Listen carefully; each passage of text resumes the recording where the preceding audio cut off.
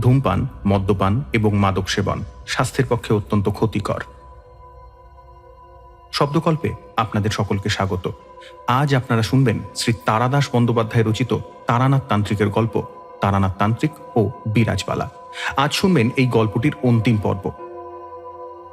এর আগে গল্পটির প্রথম পর্বে আমরা শুনেছি তারানাথের খুড়তুতো বোন বিরাজবালার নানান অলৌকিক ক্ষমতার কথা। আমরা জানতে পেরেছি তারানাথের রাঙা কাকিমার অকাল মৃত্যুর কথা এবং তার মৃত্যুর পরেও বিরাজবালার তার রাঙা কাকিমাকে দেখতে পাওয়ার কথা।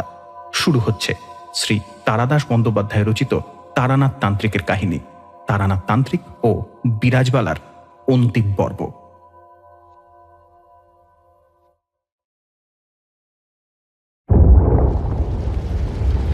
বছর ঘুরে এলো।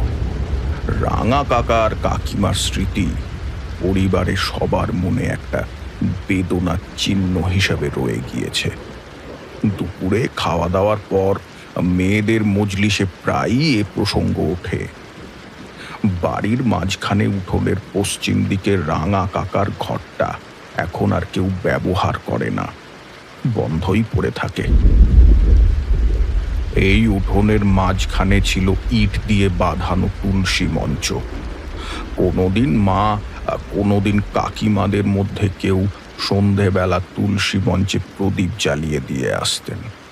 একদিন কিভাবে গল্পে গল্পে কারোর আর প্রদীপ দেওয়ার কথা মনে পড়েনি।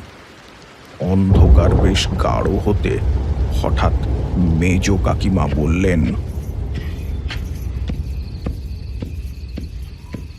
এই যা, তুলসী তলায় এখনো আলো দেখানো হয়নি তো। আমার আবার হাত জোড়া। যা তোমার বিরাজ, একটা প্রদীপ জেলে তুলসী তলায় দিয়ে আয়। একটু পরেই বাইরের উঠোন থেকে বিরাজের গলায় চিৎকার ভেসে এলো, পর পর দুবার।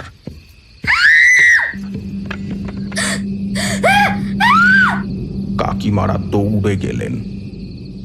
বাড়ি থেকে কাকা জ্যাঠারাও ছুটে এলো। তুলসী মঞ্চের কাছে দাঁড়িয়ে ভয়ে থক থক করে কাঁপছে বিরাজ। পায়ের কাছে মাটিতে প্রদীপটা পড়ে আছে, তেল ছড়িয়ে পড়েছে উঠোনে। কি রে, কি হয়েছে? অমন করে চেঁচিয়ে উঠলে কেন? বিরাজ কাঁপা কাঁপা আঙুল তুলে রাঙা কাকার ঘরের দিকটা দেখিয়ে বলল, রাঙা কাকিমাকে দেখলাম, ওইখানটায় দাঁড়িয়ে ছিল। সবাই চুপ। বিরাজ মিথ্যে কথা বলবে না, আর তার বিশেষ অপ্রাকৃত ক্ষমতার ব্যাপারটা এখন প্রায় একটা প্রমাণিত সত্য। তবু বাবা একবার বললেন, যা কি যা তা বলছিস, অন্ধকারে ভুল দেখে থাকবি। না না জেঠু, আমি ঠিক দেখেছি। সাদা কাপড় পরা ছিল, ঘর থেকে বেরিয়ে এসে আমার দিকে তাকিয়ে কি যেন বলল, তারপরে আবার ঘরে ঢুকে গেল। ঘর থেকে বেরিয়ে এলো? বাবা এগিয়ে গিয়ে রাঙা কাকার ঘরের দাওয়ায় উঠে দরজায় লাগানো তালাটা টেনে দেখলেন। তার মানে তা কি করে হবে? এই তো তালা বন্ধ রয়েছে। বুঝিয়ে সুঝিয়ে বিরাজকে ঠান্ডা করে ভেতরে নিয়ে আসা হলো। তখনকার মতো চাপা পড়ে গেলেও এরপর থেকে বিরাজ ঘন ঘন রাঙা কাকিমাকে দেখতে শুরু করলো। কখনো একেবারে পরিষ্কার দিনের বেলায় কাকিমা যেন বিরাজকে কিছু বলতে চাইছেন। মা জিজ্ঞাসা করেছিলেন, তোর রাঙা কাকিমা কি বলে? তুই কি কিছু বুঝতে পারিস মা? না জেঠিমা, মুখ নাড়ছে দেখতে পাই, কিন্তু কথা কানে আসে না। তবে একটা জিনিস, কাকিমার খুব খুব কষ্ট বলে মনে হয় জানো। খুব খুব ব্যথা পেলে যেমন মুখ হয়, সেই রকম। ছোট কাকা গিয়ে কোথা থেকে একটা ভূতের রোজা ডেকে আনলেন। লোকটাকে দেখে আমার আদেও শ্রদ্ধা হলো না। তখন আমি একটু বড় হয়েছি। গ্রামে সাধুসন্ত এলে সেখানে ধর্ণা দিয়ে পড়ে থাকি। লোক চেনবার সামান্য ক্ষমতা আমার হয়েছে। ভূতের রোজা ঘন্টা দুয়েক ধরে উঠোনে নানা বিচিত্র ক্রিয়াকলাপ করল। মাটিতে খড়ি দিয়ে নকশা এঁকে তার উপরে শ্বেত সর্ষে আর আতপ চাল ছড়িয়ে চিৎকার করে মন্ত্র পড়তে লাগলো। কিন্তু ওই ওই পর্যন্তই। সে দক্ষিণা নিয়ে বিদায় হওয়ার পর সেদিন বিকেলেই বিরাজ আবার রাঙা কাকিমাকে দেখতে পেল। দালানের একদিকে রান্নাঘর, সেখানে মা উনুনে আঁচ দিচ্ছেন আর বিরাজ মেঝেতে বসে বিকেলের তরকারির জন্য কুটনো কুটছে। এমন সময় বিরাজ দেখল লম্বা দালান বেয়ে কাকিমা হেঁটে চলে যাচ্ছেন। বিরাজ চেঁচিয়ে উঠল, ওই ওই যে ওই যে কাকিমা যাচ্ছে। মা কাজ ফেলে ছুটে এসে দেখলেন বিরাজ এক দৃষ্টে দালানের দিকে তাকিয়ে রয়েছে। দেখতে পাচ্ছ না জেঠিমা? ওই তো পরিষ্কার দেখা যাচ্ছে, হাতে আবার একটা কি জিনিস রয়েছে। ও মা, একটা ডল পুতুল। মা বলা বাহুল্য দালানের দিকে তাকিয়ে কিছুই দেখতে পেলেন না। হাতে কি রয়েছে বললি? ডল পুতুল, সেই ছোটবেলায় যেমন তুমি আমায় কিনে দিয়েছিলে। দল পুতুল হাতে এক মৃতার প্রেতাত্মা বারান্দা দিয়ে হেঁটে যাচ্ছে, এ কথা কল্পনা করা কষ্টকর। কিন্তু বিরাজ কিছু একটা দেখতে পাচ্ছে সে কথা ঠিক, নইলে হাতে পুতুল থাকার মতো সূক্ষ্ম মিথ্যে বিরাজের পক্ষে আবিষ্কার করা অসম্ভব। এরপর ছোট কাকা আর একজন ভালো রোজা আনার প্রস্তাব করেছিলেন, কিন্তু এবার বিরাজ নিজেই বারণ করল। না বাবা, গুণী নেনো না। রাঙা কাকিমা আমায় কত ভালোবাসতো, মরে গিয়ে কি আমার ক্ষতি করতে চাইবে? হয়তো আমাকে ভুলতে পারেনি বলেই আমার কাছে আসে। দিন কেটে যেতে লাগলো। মাস 2-3 হয়তো কিছুই হলো না। আবার একদিন বিরাজ রাঙা কাকিমাকে দেখতে পেল। মানুষের মন বড় বিচিত্র জিনিস, কালে সবই খাপ খেয়ে যায়। বিরাজের রাঙা কাকিমাকে দেখতে পাওয়াটা একটু একটু করে সকলেরই গা সওয়া হয়ে এলো।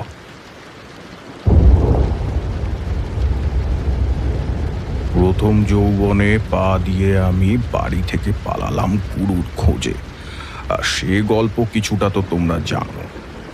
তান্ত্রিক সাধনার দিকে খুব মন গিয়েছিল। প্রকৃত গুরু সন্ধানে কোথায় কোথায় না ঘুরেছি।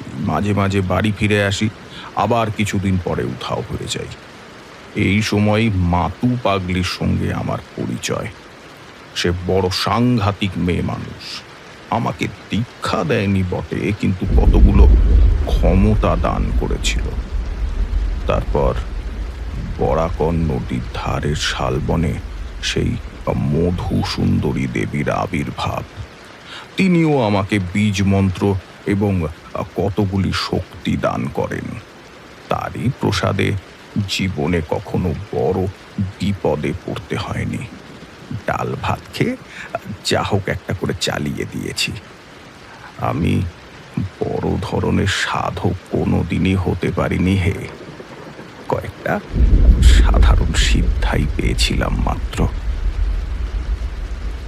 একবার বাড়ি ফিরে দেখলাম যে বিরাজের বিয়ের তোড়জোড় হচ্ছে। ভালো একটা সম্বন্ধ এসেছে গোয়ারি কৃষ্ণনগর থেকে। ছেলের বাপ মায়ের বিশেষ কিছু দাবি দেওয়া নেই, মেয়ে দেখে তাদের খুব পছন্দ হয়েছে। এখন কেবল দিনক্ষণ ঠিক করবার যা দেরি।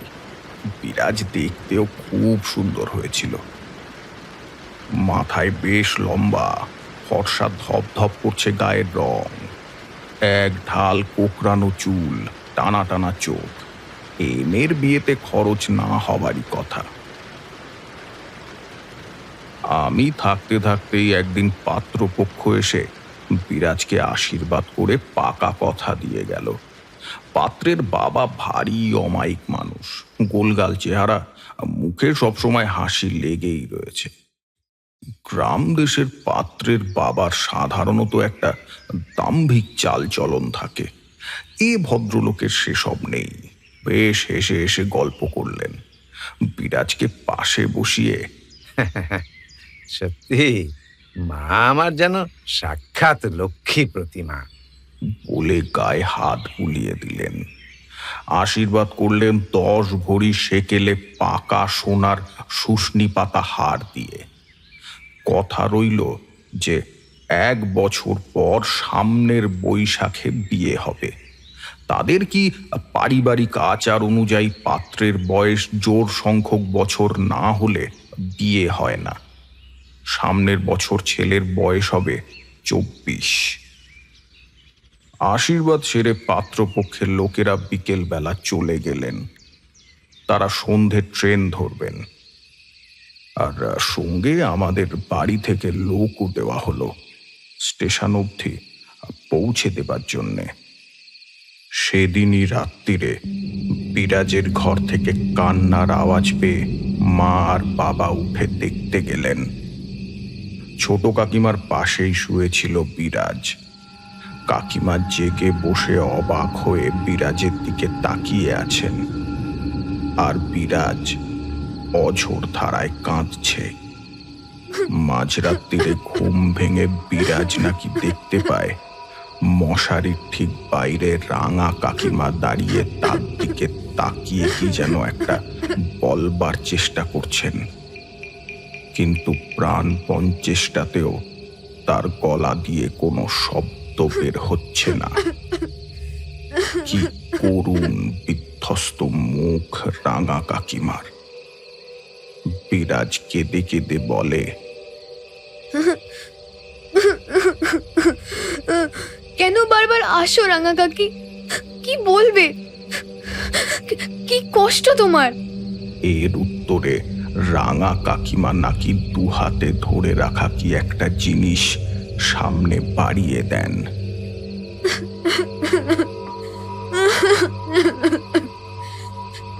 তার হাতে দল পুতুল, কি সুন্দর, ঠিক যেন একটা সত্যিকারের বাচ্চা।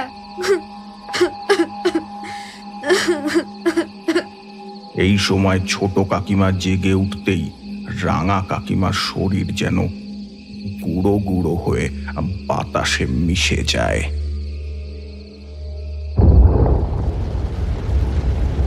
পরদিন সকালে বাবারা সব ভাই মিলে একটা পরামর্শ সভা বসালেন। আলোচনার বিষয় ছিল এই যে বিরাজের বিয়ে হতে চলেছে, আর বিয়ের পরেও যদি সে রাতে বিরেতে এমন চেঁচামেচি করে তাহলে তার শ্বশুর বাড়ির লোকেরাই বা কি ভাববে। পরে এ নিয়ে মহা অশান্তির সূত্রপাত হতে পারে। আবার কি একজন রোজা ডাকা হবে, আর কি কি করা যেতে পারে, সেই সমস্ত নিয়ে সমস্ত ভাইরা অনেকক্ষণ ধরে পরামর্শ করলেন। সবারই মতামত রোজা ডাকার দিকে যাচ্ছে দেখে আমার বড় খারাপ লাগলো। প্রেত বিতারিণী মন্ত্র অবশ্যই আছে, কিন্তু বেশিরভাগই পাড়াগে বুজরুকের দল, তারা কিচ্ছু জানে না। আমি অবশ্য জানি, কিন্তু রাঙা কাকিমাকে আমরা সবাই খুব ভালোবাসতাম। তাকে তাড়াবার জন্যে কোনো ক্রিয়া অনুষ্ঠান করতে কেমন একটা বাঁধো বাঁধো ঠেকতে লাগলো। তাছাড়া ওই মন্ত্র পাঠ করবার সময় যে আত্মাকে তাড়ানোর জন্য অনুষ্ঠান করা হচ্ছে তার খুব কষ্ট হয়। সে যন্ত্রণার মধ্যে রাঙা কাকিমাকে ফেলতে একেবারেই মন চাইল না। অবশ্য একটা কাজ করা যায়, বিরাজকে আমি একটা কবজ করে দিতে পারি, আর সেটা হাতে ধারণ করলে কোনো আত্মা ইচ্ছে করলেও ওকে দেখা দিতে পারবে না। আর যা যা লাগবে সেটা জোগাড় করতেও বিশেষ অসুবিধে কিছু হবে না।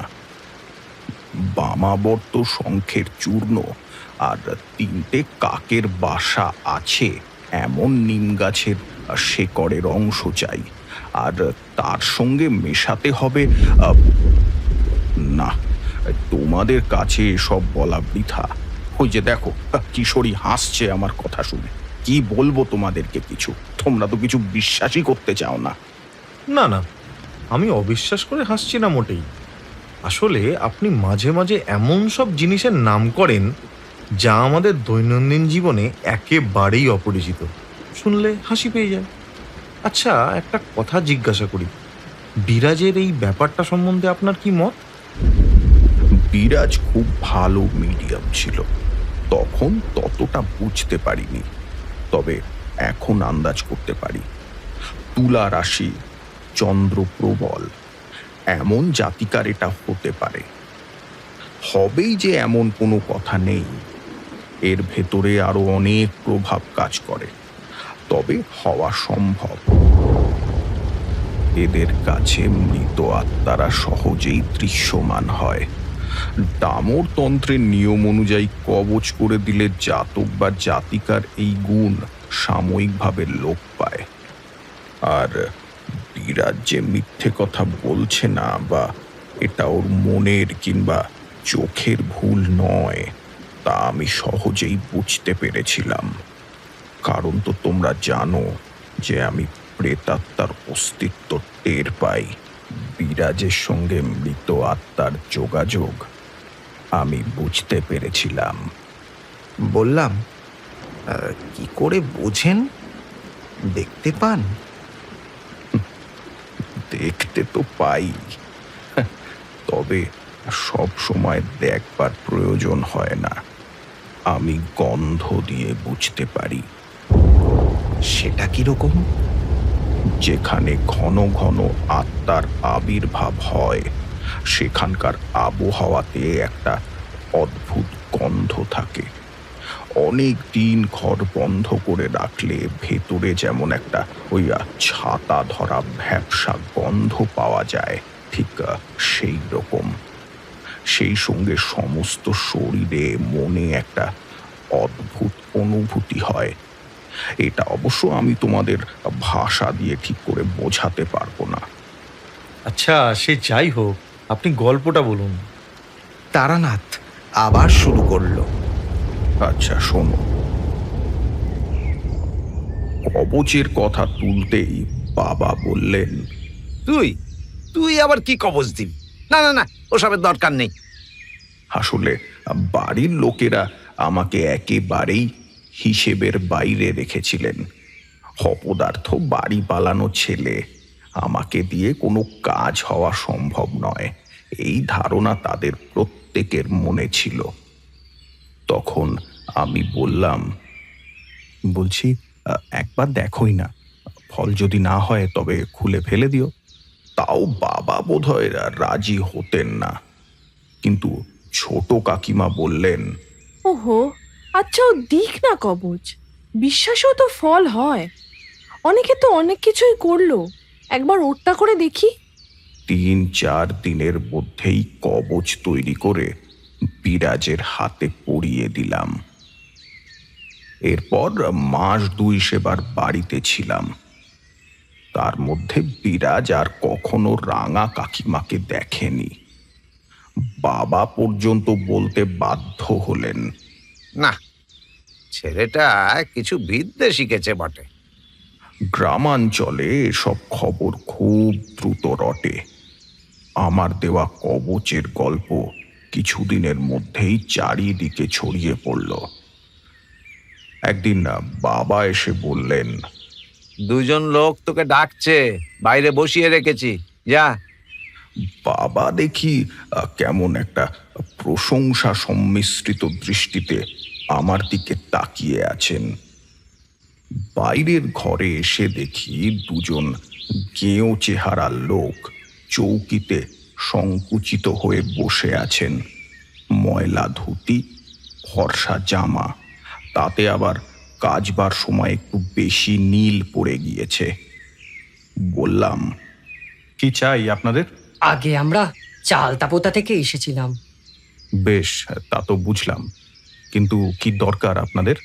আগে আপনি একজন খুব গুণী লোক, আমাদের ওদিকে আপনার খুব নাম রটে গিয়েছে। আপনি ইচ্ছে হলে সব করতে পারেন। আপনারা কি চান সেটা একটু খুলে বলুন তো। তাদের প্রার্থনা অতি সরল। ভদ্রাসন নিয়ে তারা তাদের খুড়তুতো ভাইয়ের সঙ্গে জোর মামলা লড়ে যাচ্ছে, আর এই মামলায় জিতবার জন্যে তারা আমার থেকে একটা কবচ চান, আর এই জন্যে তারা 200 টাকা অবধি খরচ করতে প্রস্তুত আছেন। শেষে ধমক দিয়ে তাদের তাড়িয়ে দিলাম বটে, কিন্তু বুঝতে পারলাম যে এই সবে শুরু মাত্র। এবারে দলে দলে লোক আসতে আরম্ভ করবে, কজনকে তাড়াবো। কাজেই পরদিন শেষ রাত্রিরে পোটলা পুটলি গুছিয়ে বাড়ি থেকে আবার সরে পড়লাম। কিশোরী জিজ্ঞাসা করলো, কিন্তু এই ধরনের কবচ তো আপনি দিয়ে থাকেন, তাহলে ওদের তাড়িয়ে দিলেন কেন? তারানাথ বিষণ্ণভাবে হেসে বলল, সে অনেক পর থেকে দিতে শুরু করি। ওই সময় আমার প্রথম যৌবন, মনে আশা, সিদ্ধ সাধক হব। টাকার জন্যে মামলার কবচ, গরু হারানোর মাদুলি দেওয়া, ওসব তখন ভাবতেই পারি না। তারপরে বিয়ে থাওয়া করলাম, সন্তানাদি হলো। সংসারের পোষণে দৈব ওষুধ থেকে বশীকরণ, হোম সবই শুরু করলাম। আর সেই থেকেই পতনের আরম্ভ। এবার একটা দীর্ঘশ্বাস ফেলে তারানাথ গল্পে ফিরে এলো। যাই হোক, 9-10 মাস এদিক সেদিক ঘুরে বিরাজের বিয়ের কিছুদিন আগে আমি বাড়ি ফিরে এলাম। আমাকে দেখে আর কেউ তেমন না হলেও মা ভীষণ খুশি হলেন। তুই এসেছিস বাবা, তুই এসেছিস। যাক, বিরাজের বিয়ের কথাটা তুই মনে রেখেছিস। তাহলে তুই না এলে আমার খুব ফাঁকা ফাঁকা লাগতো বাবা, ফাঁকা ফাঁকা লাগতো। অপ্রস্তুত ভাবে একটু হাসলাম কেবল। আর কি বা বলার আছে, মাই কেবল শেষ দিন অবধি নিঃস্বার্থ ভালোবাসা দিতে পারে সন্তানকে। অন্য কেউ খুব বেশি আত্মীয়তা বোধ না করলে তাদের দোষ দিতে পারি না। আমি বা কি দায়িত্ব পালন করেছি বাড়ির লোকেদের প্রতি? ভালোবাসা তো আর আকাশ থেকে পড়ে না। রাত্রিরে খাওয়ার সময় বাবা বললেন, তুই যে কবচ দিয়ে গিয়েছিলি বিরাজকে, তাতে খুব কাজ হয়েছে। তারপর থেকে বিরাজ আর ভয় টয় পায়নি। কিছুক্ষণ চুপচাপ খেয়ে যাবার পর বাবা আবার বললেন, এই যে বিদ্যে শিখেছিস, এটাও তো বাড়িতে থেকে ব্যবহার করতে পারতিস। টাকার জন্য নাই হল, মানুষের উপকারের জন্যও তো করতে পারিস। আরে বাড়িতে তোর মন বসে না কেন রে? হ্যাঁ, চুপ করে রইলাম। আমার মনের গড়ন এমন হয়ে গিয়েছে যে বাড়িতে আর কোনোদিনই মন বসবে না। তবে বাবাকে সে কথা বলে লাভ নেই।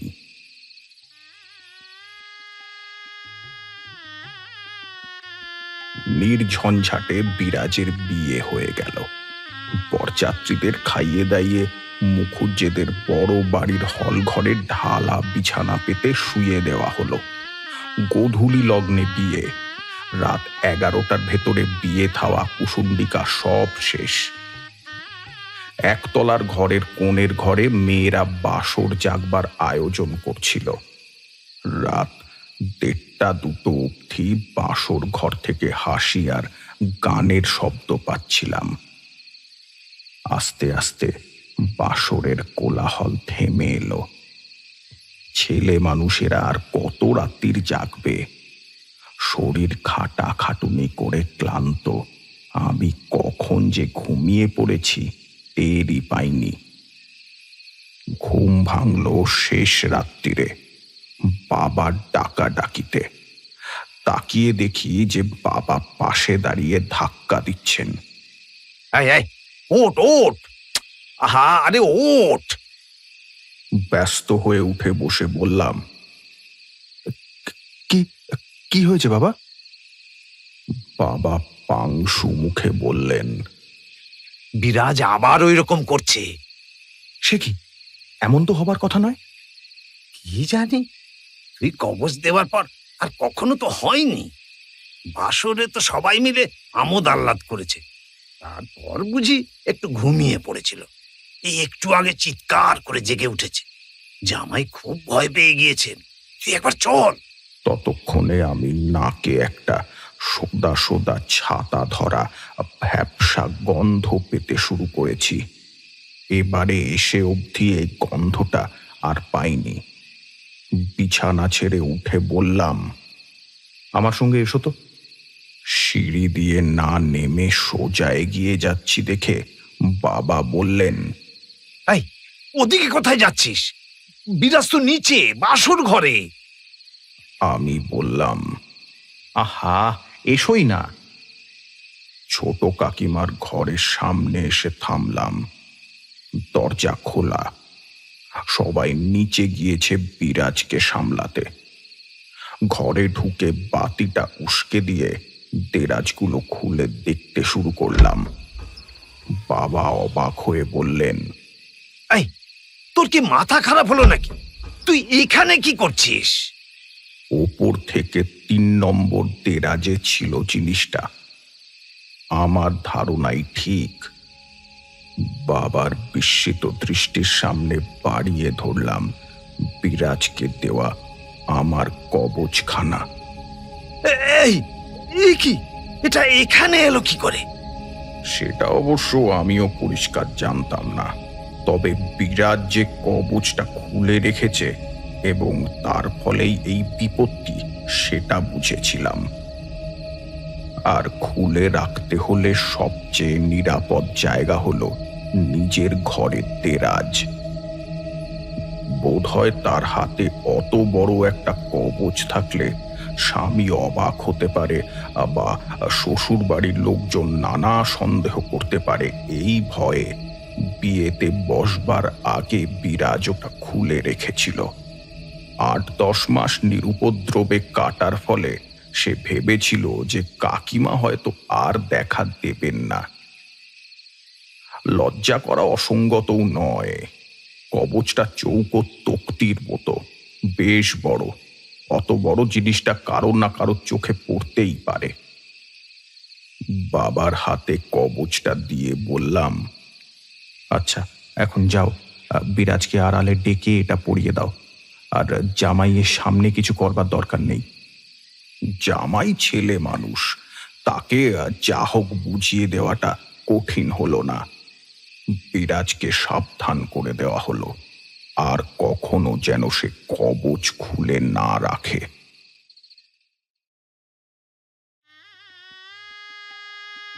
বিকেলে মেয়ে বিদায়ের সময় এলো।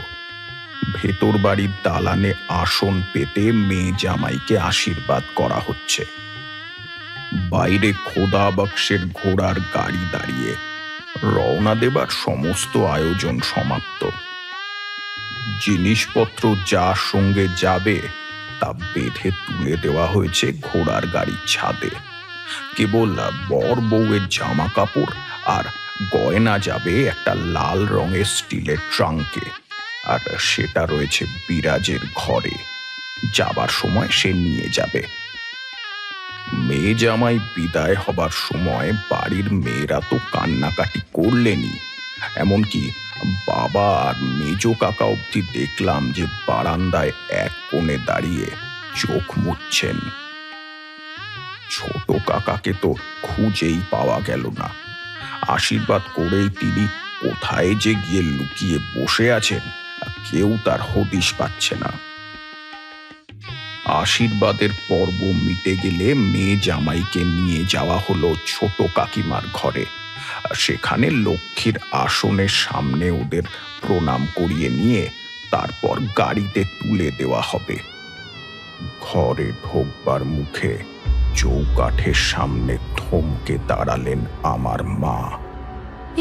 কি এগুলো এমন করলো কে? ঘরের সামনে চৌকাঠের বাইরে কে যেন বিরাজের লাল ট্রাঙ্কটা টেনে পার করে ভেতরে জিনিসপত্র ছড়িয়ে ছিটিয়ে একাকার করেছে। মুখে মাখবার নতুন পাউডারের কৌটোটা ঢাকনা খোলা অবস্থায় পড়ে আছে। তার থেকে মুঠো মুঠো পাউডার চারিদিকে ছড়িয়ে কেউ যেন খেলা করেছে। মা তাড়াতাড়ি ট্রাঙ্কের ভেতরে হাতড়ে দেখলেন, না, জামাইয়ে শালের নিচে গয়নার বাক্স একদম ঠিক আছে। তাহলে এর মানে কি? চোর হলে গয়নার বাক্সই তার লক্ষ্য হবে। কোনো শিশুর দুষ্টুমি বলে মনে করা যেত, কিন্তু তত ছোট শিশু তো বাড়িতে কেউ নেই। মা আর কাকিমা জিনিসগুলো গুছিয়ে আবার বাক্সে ভরে দিয়ে ট্রাঙ্কের ডালা বন্ধ করতেই যারা কাছাকাছি দাঁড়িয়েছিল তারা অস্ফুট বিস্ময়সূচক শব্দ করে উঠল। ট্রাঙ্কের লাল রঙের ডালার উপরে পাউডার মাখা ছোট ছোট হাতের ছাপ। একটি শিশু যেন হাতে পাউডার মেখে মনের আনন্দে ছাপ দিয়েছে। কিন্তু অত ছোট বাচ্চা তো কেউ নেই আমাদের বাড়িতে। ছাপগুলো খুবই ছোট ছোট হাতের, প্রায় সদ্যজাত শিশুর মতো। এত ছোট বাচ্চা কি নিজে বসে খেলা করতে পারে?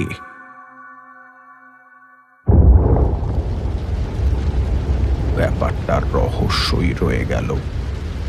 বিরাজ আর তার স্বামীর রওনা হয়ে যাবার পর এই নিয়ে অনেক আলোচনা হলো বটে, কিন্তু কেউ কোনো সিদ্ধান্তে পৌঁছতে পারল না।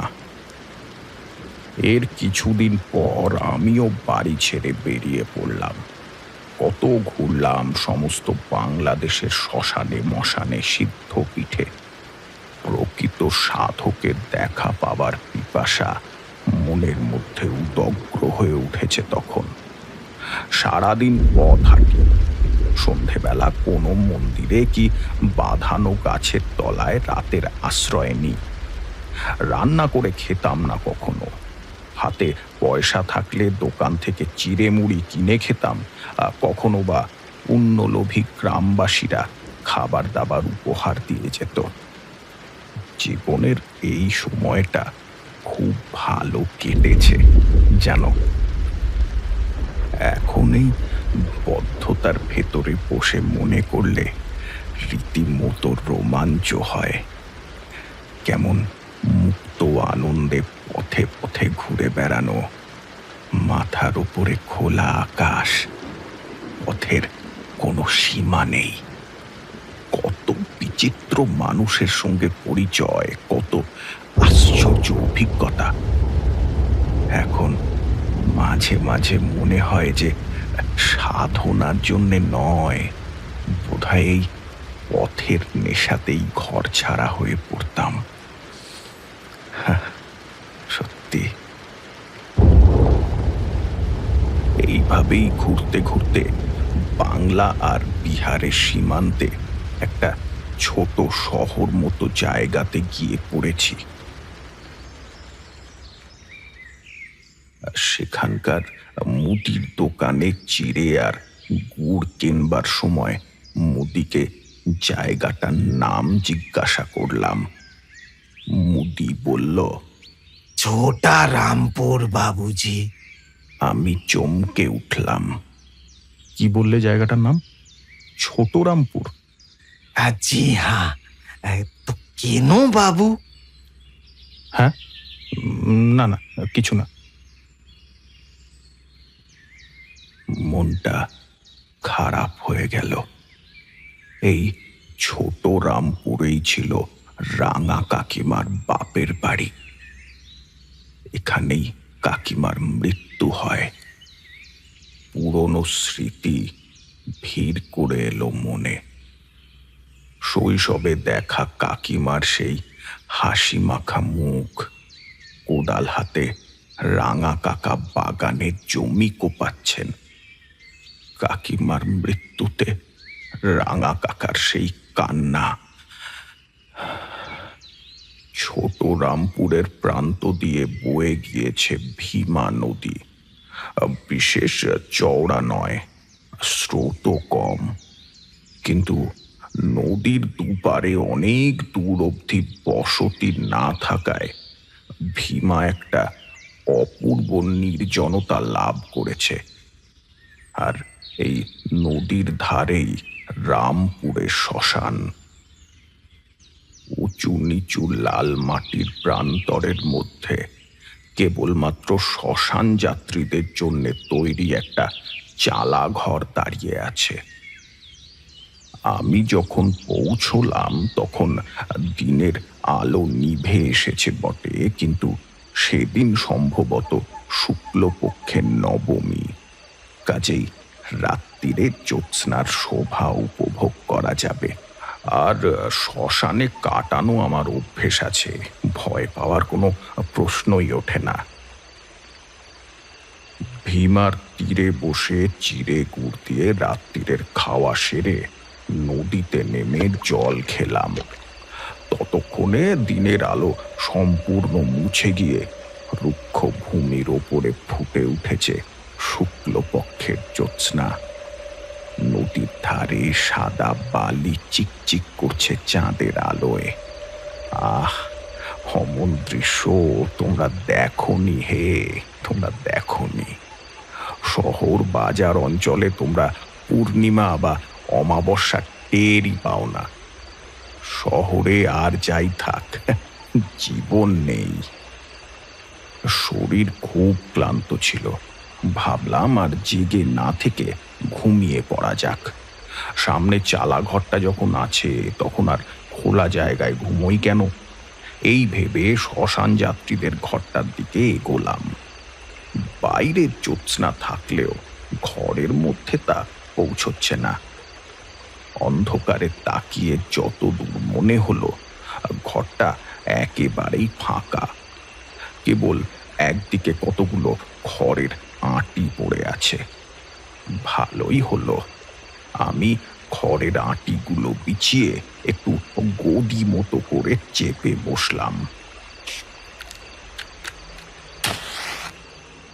বিড়ি ধরাতে গিয়ে দেশলাইয়ের আলোয় প্রথম চোখে পড়ল লোকটাকে। এতক্ষণ বুঝতেই পারিনি যে ঘরে আর একজন মানুষ আছে। কখন থেকে যে বসে আছে লোকটা কে জানে। খালি গা, আধ ময়লা ধুতি পরনে, লম্বা চুল, মুখে দাড়ি গোফের জঙ্গল। হঠাৎ আলো জ্বলায় মুখের সামনে হাত দিয়ে আড়াল করে আছে। পোড়া কাঠির টুকরোটা ফেলে দিলাম। বিড়ি ধরে গিয়েছিল, তাতে গোটা দুই টান দিয়ে জিজ্ঞাসা করলাম, তা তুমি কে বলো তো, এখানে কি করছো? অন্ধকারে লোকটাকে দেখা যায় না। সে যেখানে বসে আছে আন্দাজে সেদিকে তাকিয়েই প্রশ্নটা করলাম। প্রথমে খানিকটা চুপচাপ, তারপর কেমন যেন ভাঙা আর খসখসে গলায় উত্তর এলো, আমি এই শ্মশানেই থাকি। মরা পোড়াতে সাহায্য করা যাদের জীবিকা, এমন এক শ্রেণীর লোক প্রায় সব সময় শ্মশানেই থাকে। আমি আন্দাজ করে নিলাম যে এ তাদেরই একজন। আমি জিজ্ঞাসা করলাম, থাকো? থাকো মানেটা কি? কি করো? মরা পোড়াও? না। তাহলে করোটা কি? শুধুই থাকি আর শ্মশানে ঘুরে বেড়াই।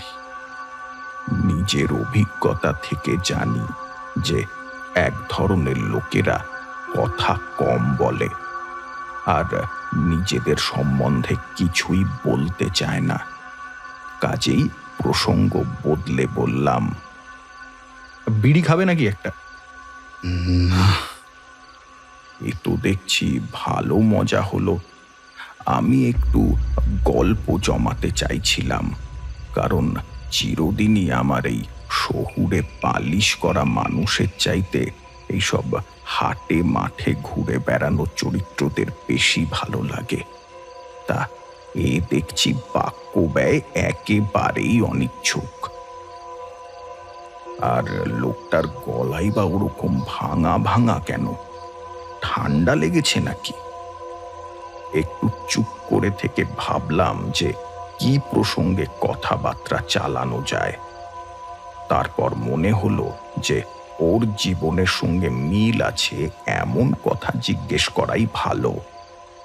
ঘরের কোণে অন্ধকারের দিকে তাকিয়ে বললাম, তা তুমি কতদিন আছো এইখানে? অনেক দিন। তা বলছি, এখানে অদ্ভুত কিছু কোনোদিন দেখোনি তুমি? মানে এমন কোনো ঘটনা যেটা তোমার মনে রয়ে গেছে? এইবার লোকটার অনিচ্ছুক কণ্ঠে প্রথমবার প্রাণের স্পর্শ লাগলো। সে বলল, কেন দেখবো না? এমন একটা ঘটনা দেখেছি যা কোনোদিন ভুলতে পারবো না। একটু বিস্মিত হয়ে বললাম, কি ঘটনা? কিছুক্ষণের স্তব্ধতা, তারপর অন্ধকারের ভেতর থেকে আবার সেই মানুষটির গলা ভেসে এলো। অনেক বছর আগে এই শ্মশানে একজন লোক তার স্ত্রীকে দাহ করতে নিয়ে এসেছিল। অল্প বয়সের বউ, লাল পাড় শাড়ি পরিয়ে মাথায় সিঁদুর দিয়ে তাকে নিয়ে এসেছিল নদীর পাড়ে। ওই যে যেখানে রাঙামাটি ঢিবি মতো উঁচু হয়ে আছে, দেখতে পাচ্ছ? দেখতে? বাইরে তো চাঁদের আলো, দেখতে পাচ্ছ না? ঠিক ঠিক ওইখানে লোকটা বসে একা একা কাঁদছিল। একা। ওটাকে খুব ভালোবাসতো কিনা, খুব ভালোবাসতো। আমি নড়ে চড়ে সোজা হয়ে বসলাম। এই ঘটনাটা যেন বড্ড চেনা চেনা লাগছে। তাহলে কি এই লোকটা রাঙা কাকিমার দাহ কার্যের সাক্ষী? কদিনের জন্য এসেছিল তারা। কাজটা শেষ করেই ফিরে যাওয়ার কথা ছিল। বউটার আর ফেরাই হলো না। আকাশে মেঘ ঘন হয়ে আসছিল। পাছে বৃষ্টি এসে পড়ে। এই ভয়ে ডোমেরা বাঁশ দিয়ে চিতাটাকে খুঁচিয়ে দিচ্ছিল তাড়াতাড়ি কাজটা সারবার জন্য। এইখানেই জন্ম হয়েছিল বউটার, আবার এখানে এসেই মরল। এখানে এসেই। আমার মনে আর কোনো সন্দেহ ছিল না। রাঙা কাকিমার শেষ কাজের কথাই বলছে বটে লোকটা। আশ্চর্য যোগাযোগ তো! আমি জীবনে আজ প্রথমবার এখানে এলাম, তাও না জেনে। আর এসেই লোকটার সঙ্গে আমার আলাপ হয়ে গেল। খুবই দুঃখের কথা সত্যি, কিন্তু মানুষ তো মরেই। বিশেষ করে এই ঘটনাটা তোমার মনে আছে কেন? আবার একটু স্তব্ধতা। লোকটার শ্বাস প্রশ্বাসের শব্দও শুনতে পাচ্ছি না। মানুষ এমন চুপ করে বসে থাকতে পারে? লোকটা বলল, মনে রাখবার কারণ আছে। বউটার পেটে বাচ্চা ছিল। আমি চমকে উঠে বললাম, কি বলছো তুমি? এ কথা কেউ জানতো না? না, বউটা ভেবেছিল আর কিছুদিন বাদে স্বামীকে বলবে। তার আর সময় পেল না। কিন্তু বাঁশ দিয়ে খোঁচাবার সময় টমেরা বুঝতে পেরেছিল। তারা বলেছিল মানুষটাকে, পেটে সন্তান থাকলে তাকে আলাদা করে দাহ করতে হয়, জানো তো? নইলে দুজনের কারোর মুক্তি হয় না। আহা, বুকটার বড় শখ ছিল একটা সন্তানের। সে শখও আর মিটল না, মুক্তিও আর হলো না। মুক্তি না হওয়ার যে কি যন্ত্রণা, তাহা কেবল বদ্ধ আত্মারাই জানে। তাই বুঝি নিজের যন্ত্রণার কথা জানাবার জন্য সে বারবার বিরাজের কাছে গিয়ে এতক্ষণ মেরুদণ্ড টান করে শুনছিলাম, এবারে লাফিয়ে উঠে চিৎকার করে বললাম, সে কি, তুমি বিরাজের নাম জানলে কি করে? কে তুমি? বলো, চুপ করে থেকো না। কে তুমি? কিভাবে জানলে এসব? কোনো উত্তর নেই, ঘরে স্তব্ধতা। দেশলাই জ্বালালাম, কেউ নেই কোথাও। দরজার বাইরে নদীর চরে অপার্থিব জ্যোৎস্না ফুটেছে। ঘরে যে ছিল সে দরজা দিয়ে বেরোলে আমি নিশ্চয়ই দেখতে পেতাম। দৌড়ে বাইরে এসে চারিদিকে তাকালাম। শূন্য লাল মাটির প্রান্তর চাঁদের আলোয় স্বপ্নের দেশ বলে মনে হচ্ছে। জনপ্রাণী নেই কোথাও। কোথায় গেল সে? ঠিক এই সময়েই এক ঝলক বাতাসে ভেসে এলো একটা সোঁদা গুমো ভ্যাপসা গন্ধ। অচেনা বক্তার পরিচয় প্রকট করে দিয়ে গেল। ভেবে দেখলাম যে সব ঘটনাই একই সূত্রে গাঁথা বটে।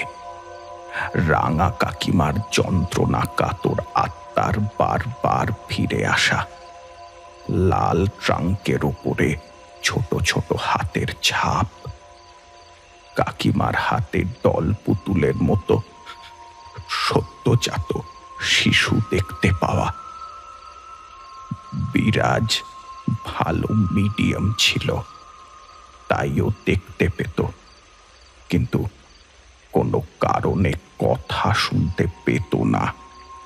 শুনতে পেলে অনেক আগেই গোলযোগ মিটে যেত। রাত্রি ক্রমেই গভীর হতে লাগলো। একা বসে রইলাম ভীমা নদীর পাড়ে।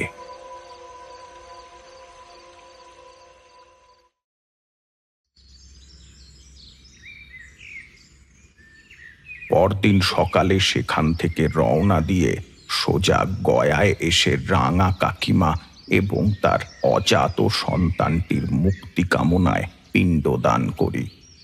পুরোহিত মশাই যখন কাজের জিনিসপত্র সব গোছাচ্ছেন, হঠাৎ আমার একটা কথা মনে পড়ে গেল।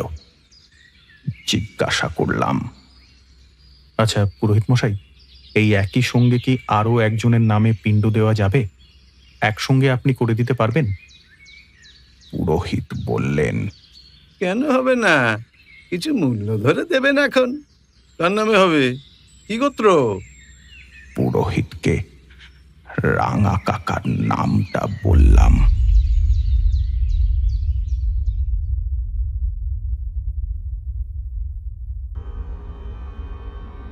এতক্ষণ আপনারা শুনছিলেন শ্রী তারাদাস বন্দ্যোপাধ্যায় রচিত তারানাথ তান্ত্রিকের কাহিনী, তারানাথ তান্ত্রিক ও বিরাজবালার অন্তিম পর্ব।